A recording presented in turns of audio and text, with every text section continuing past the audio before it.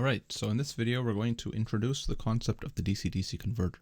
We discussed different types of power conversion in the previous one, but here we're going to talk about how to convert DC voltage from one level to another level.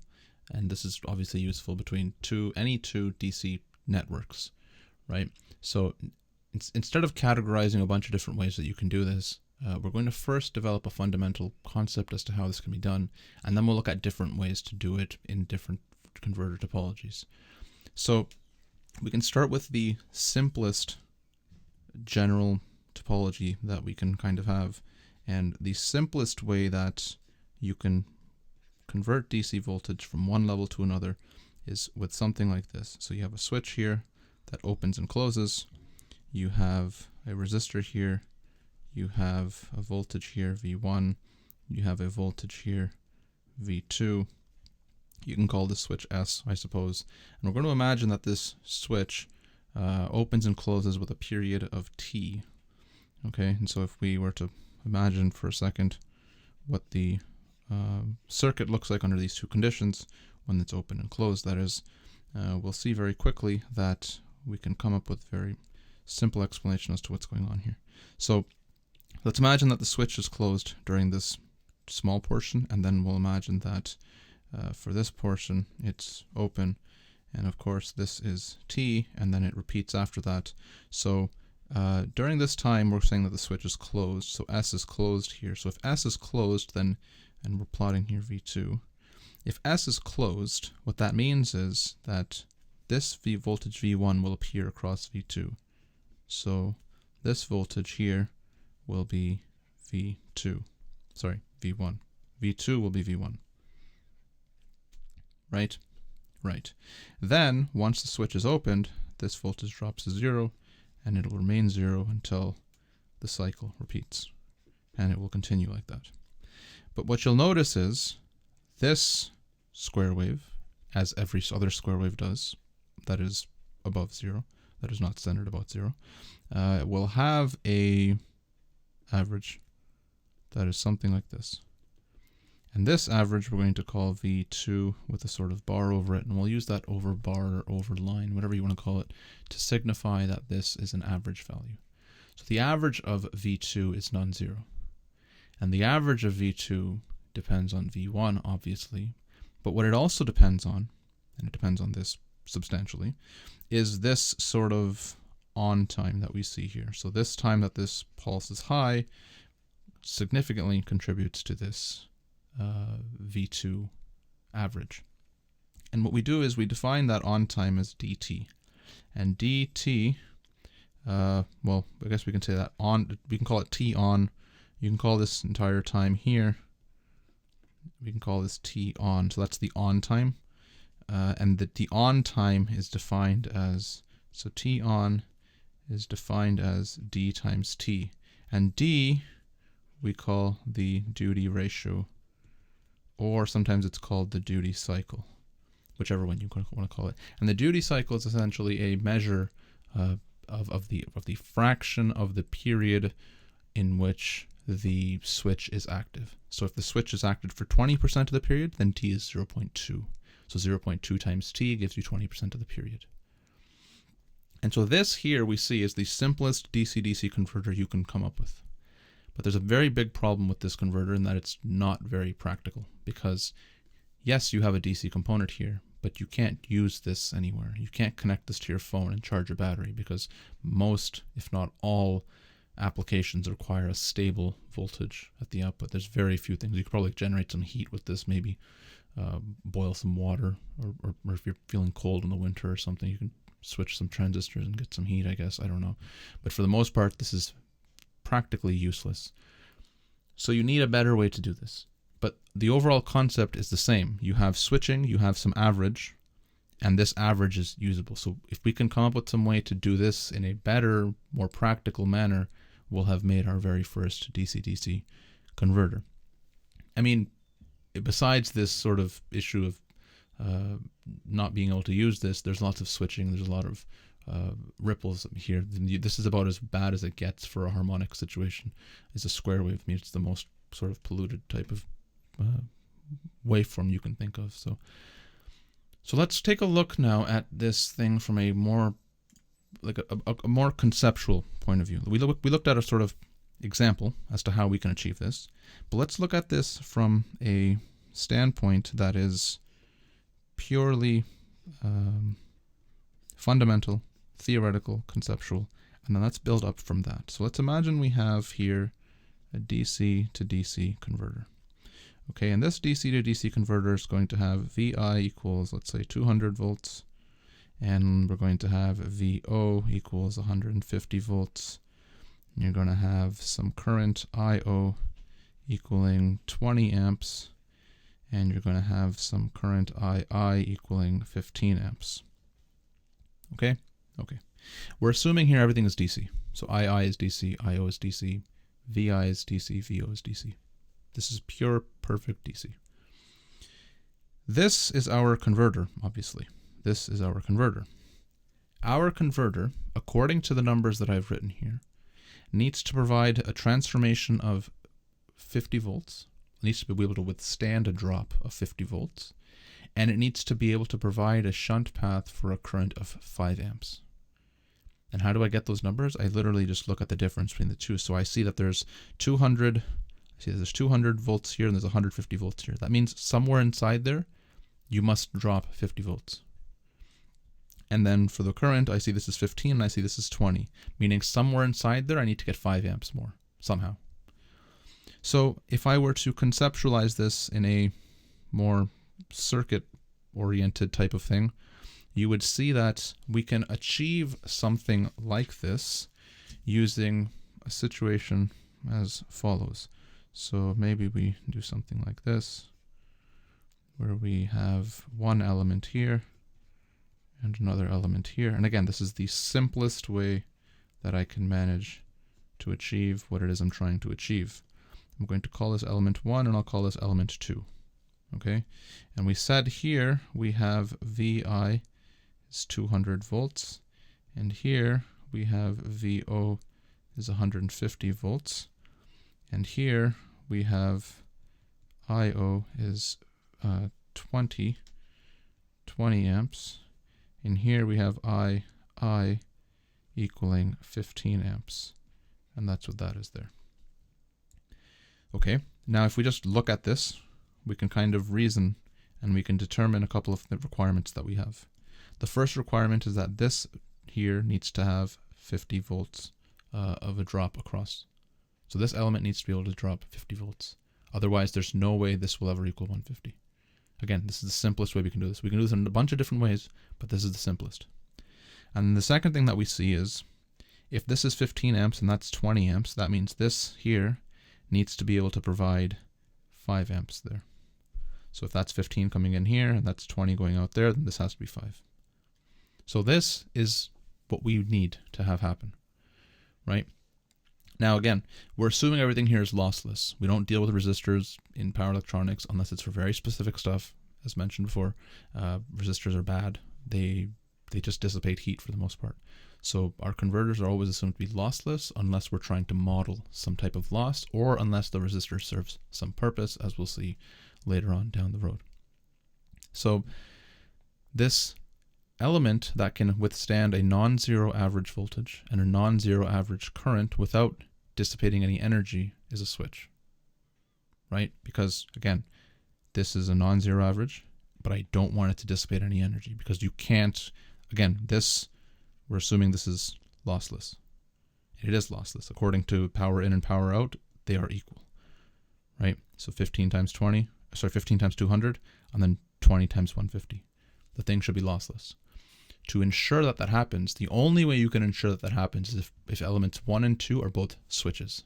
If they're resistors, if they're anything else, you'll have some type of loss, or you won't have that conversion. You can't use a resistor, or sorry, you can't use a capacitor and an inductor because they can't withstand a non-zero average voltage and current over a cycle due to volt-second balance and capacitor charge balance and such. So we need to use switches, essentially. We can deal with the rest of the stuff after, but for now, let's implement the sort of switch version of this thing. Okay, so we have some input, we have some switch there, and we have some switch there, And we have, going back to our input, and this we'll call our output, like so. And again, we have here VI, and we have here VO, and we'll say that this is IO, and this is II. And we know the numbers here. We know that VI is equal to 200. We know that VO is equal to 150. We know that IO is equal to IO is equal to 20 amps, and this is equal to 15 amps. So we have this voltage here, VS1, we'll call it. This voltage here, VS2. I'm going to say that this current here is IS2. I'm going to say that this current here is IS1. Now we can draw waveforms for this, and drawing these waveforms we'll understand what is really going on here. So let's hope those are sufficient for now. So we're going to assume that we have some type of distribution of the switching period that looks like this.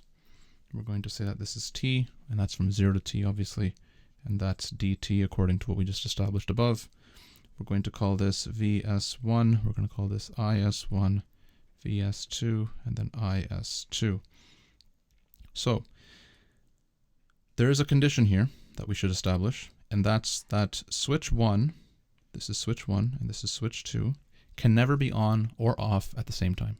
They have to switch in complementary pairs, meaning when one is on, the other is off. When the other is on, the other is off. So the reason for that is because you have to always have a path for the load currents, and you have to make sure that the input voltage is not shorted. Suppose for a second 1 and 2 are both turned on at the same time. If 1 and 2 are both turned on at the same time, let's say this is on and this is on, you've now created a short between or across the input network. That's unacceptable. Now, suppose both are off at the same time. There's no path for the load current to flow. So there's no path between this and this. There's no, like, it's completely isolated. You can't have those conditions. Therefore, we have to establish that when one switch is on, the other one is off, and vice versa.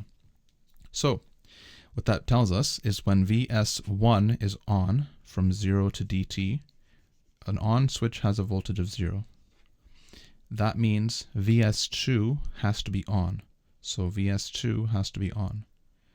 Now, if IS1 is, or sorry, if S1 is on, because the voltage is 0, that means its current has to be non-zero, right? Maybe we use a different color for the current to make it a little clearer. So that means IS1 has to be on, and when Vs1 is on, Vs2 is off, sorry, switch 2 is off, not Vs2. So Vs1 is low because switch 1 is off, on. Vs2 is high because switch 2 is off. If switch 2 is off, Is2 has to be 0 as well. Then Vs1 becomes high at dt because the switch turns off. So the switch turns off, and now you have voltage across the switch.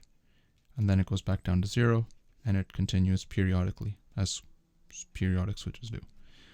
During the time that it's off, we can drop this down to 0, as one would expect, because an off switch conducts no current. And then again it repeats the cycle. The same thing happens here. So this turns off here, and then turns on like that. And this turns on here, and then turns off again here. And so here we can maybe make a note, and we can say S1 on, right? Because that's 0. And then we can say S1 off. And we know that they're complementary, so that S1 being on implies that S1 is off.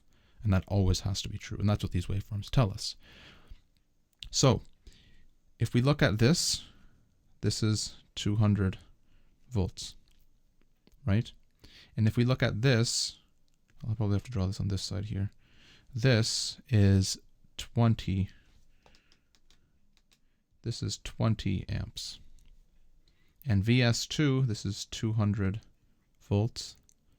And this, sorry, I drew this backwards. This should be going negative because of the way that we've defined the current in what we want and the way that we have drawn the thing. So when it's conducting, the current has to be going the opposite direction, right?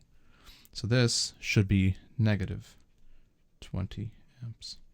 And just to confirm what I'm talking about there is, if you look here, we said we need 5 amps coming up, right? So, and I defined this current going down, meaning this is actually the opposite direction of what it is that we actually want and what will actually happen. And not that what we want, it's what will happen. So this should be negative. This should be going downwards. So we see then that there is an average. There's an average here. And that average, again, depends on the duty cycle. Every one of these things has an average, right?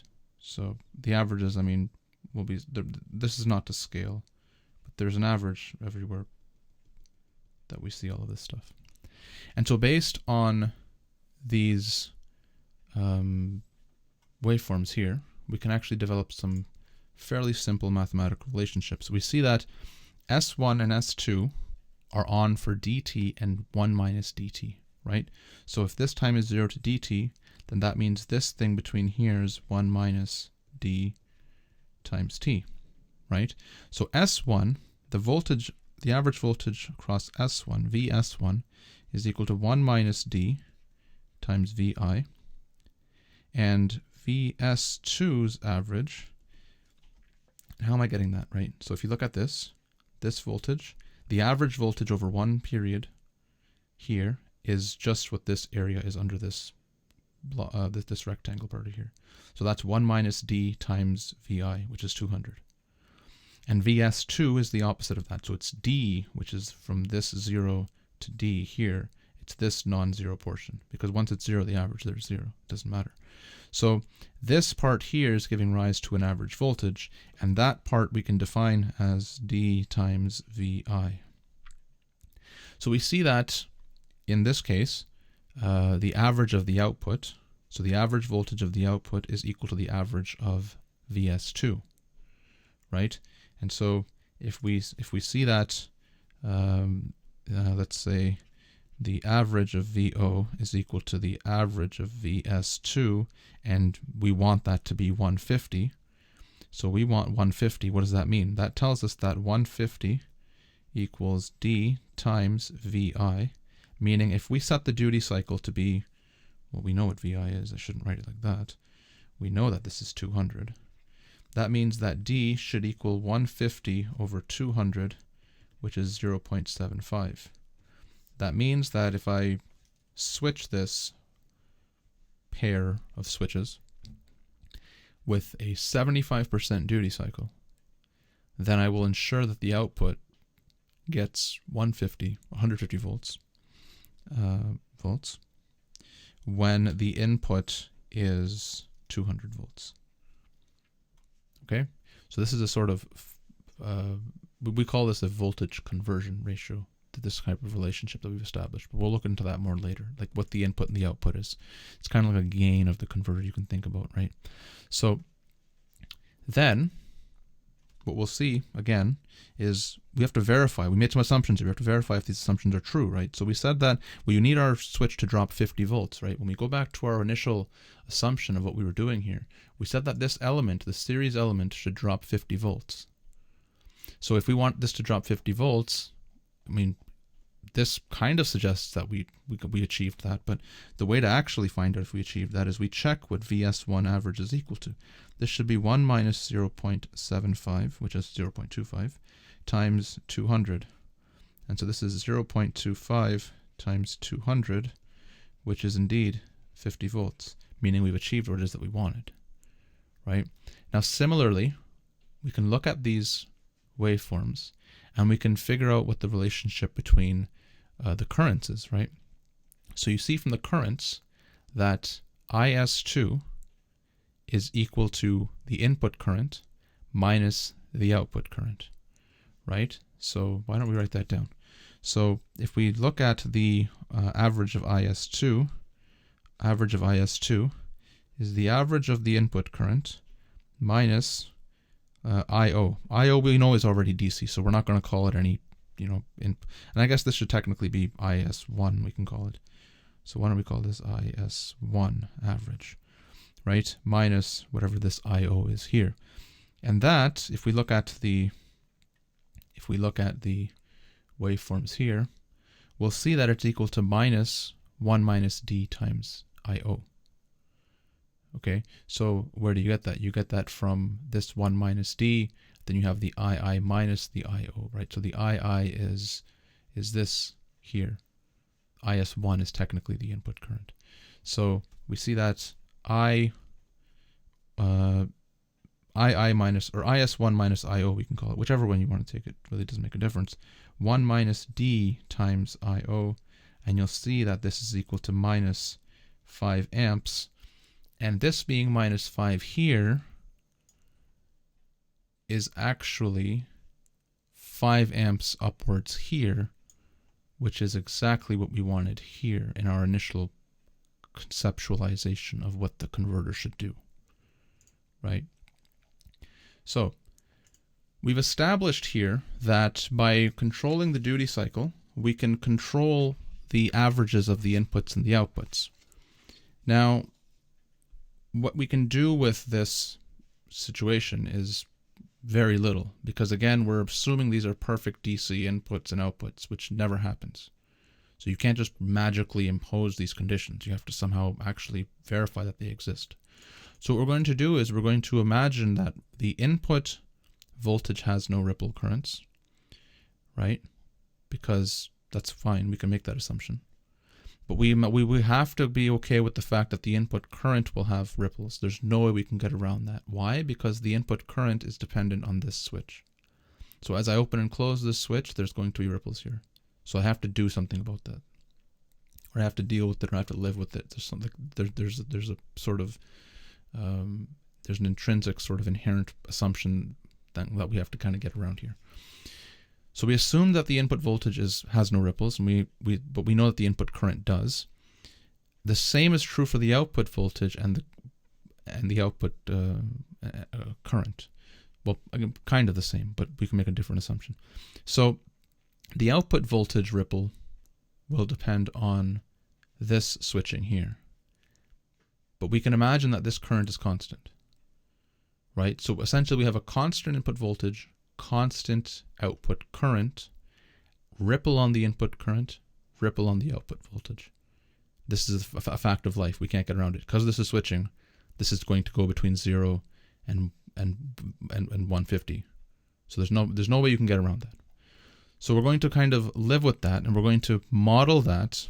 We're going to account for that, and we're going to kind of deal with that using some circuit elements to filter everything.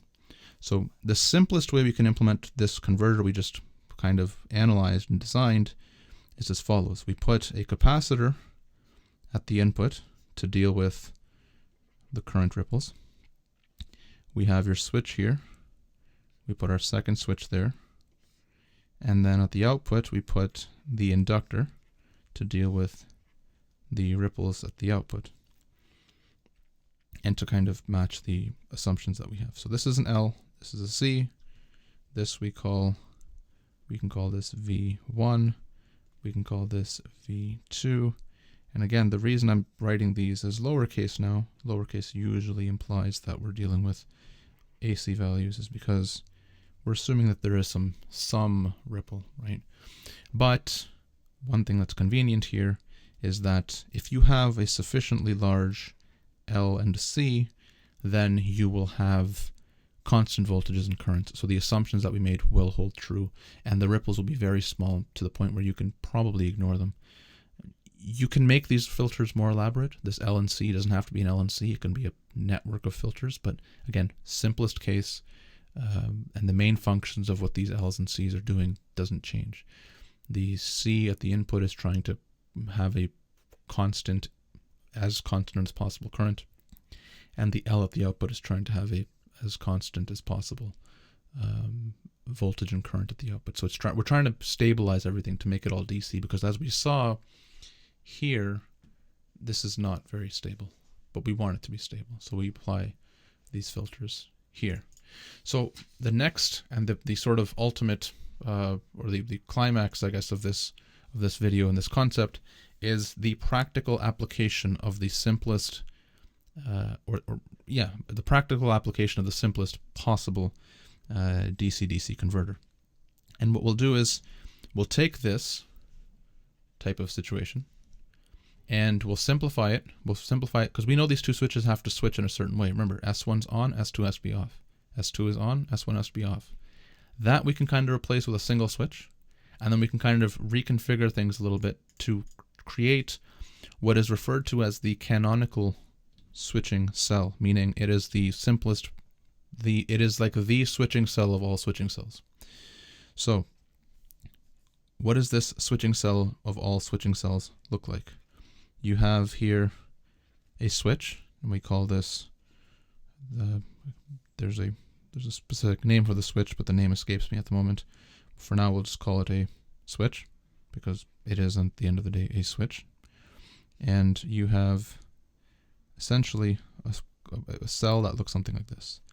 And for now, this is going to look very confusing, and it may or may not make any sense, but we'll see in later videos that this can be used to create all types of different converter topologies just by flipping and turning and rotating and all this kind of stuff. So you have something that looks like this. This is A, we call this B, we call this C, and we're going to call this here Y, Z, and then X. And we can label the currents according to the terminals as well. So this will be I, Y. This will be I, Z. And in this case, we can call this IX, or more appropriately, call it IL, because this inductor here is L, and this capacitor here is C. Maybe we write C off to the side a bit and write here VC instead, and then put C in there like that. And so this switch will essentially go between these two sides, and once it's connected to, let's say it's connected between Y and X, then what you do is you connect A to C, and we'll see that by, again, in another video, because at this point, if we just keep going on here, we'll be on here forever. But for now, what we'll do is we'll leave it at this, and we'll call this the, we'll give it the name.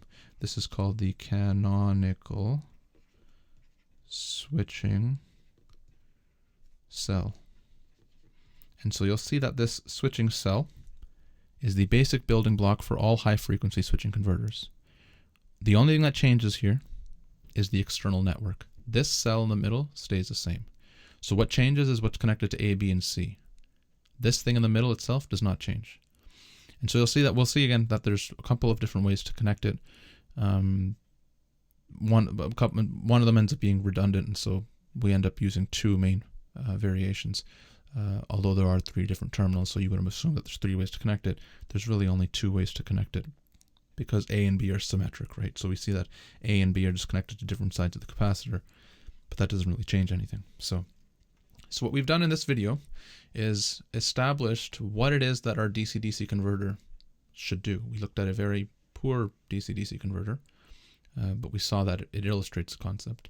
Then we looked at this sort of ideal conceptual DC-DC converter, of what it should do, and we established that switches are the only way to do this, because resistors won't work and capacitors and inductors can't withstand average voltages the way that we need them to. And so we then established that the input and the output could be controlled by the duty cycle, and we saw that the voltages and the currents could be controlled by the duty cycle. And what we saw is that VS1 changes according to the duty cycle, and VS2, of course. The average values, I mean, not the actual instantaneous values, although they would change as well. And then we finally looked at a sort of practical version of the initial, I guess, conception. And this practical version includes filters, and then we looked at what we're calling here the canonical switching cell. And in the next video, what we'll do is we'll start applying this to more, I guess, practical and useful type of setting. And so as opposed to just leaving this as a cell, we'll turn this cell into a converter. So I hope this was helpful. Like and subscribe to support the channel. If you have any questions, please leave them in the comments below, and we'll see you in the next one.